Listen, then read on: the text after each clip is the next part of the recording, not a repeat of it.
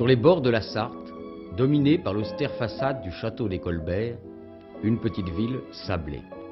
Aujourd'hui, près de 15 000 habitants, 7 000 environ il y a 20 ans.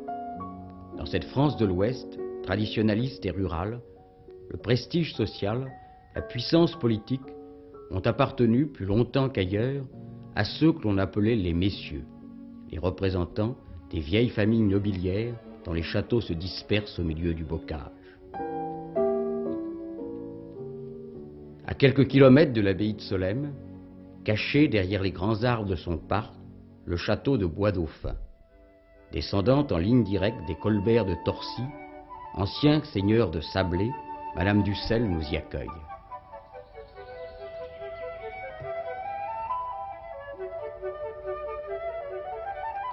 C'est dans ce cadre, Madame, que vous avez passé votre enfance.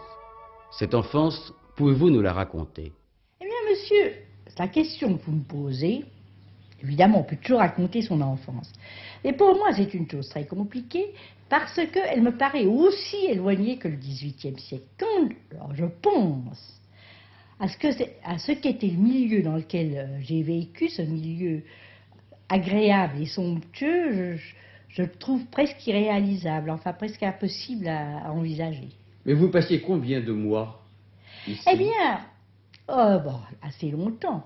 Nous arrivions en général au début de juillet, quelquefois le 15 juillet, ça dépendait des courses. Mon père aimait beaucoup les courses, alors il restait peut-être, oui, à peu près la moitié de juillet. Et alors ensuite, nous restions jusqu'au mois de mars. Et mon père aimait beaucoup la chasse à tir, mais surtout la chasse à courre. Et il y avait énormément d'invités. Il faisait partie, il était associé avec deux cousins et on commençait par aller chez un cousin en Maine-et-Loire et puis alors ils arrivaient ici vers en général le mois de décembre à la chasse. Et cette maison devait être très peuplée, très animée. Ah, monsieur, oui. Elle était extrêmement animée et il y avait beaucoup de personnel, n'est-ce pas? Quand je crois qu'il y avait à peu près 30 domestiques pour le château. Évidemment, au moment des chasses, il y avait du monde tous les jours, on était 7 ou 8. Et il faut penser que c'était à une époque où on avait, jusqu'en 1910, on n'avait pas l'électricité. Et il fallait un domestique simplement pour porter toutes les lampes dans les chambres. Il en fallait un autre pour monter le bois. Il en fallait un troisième pour monter l'eau.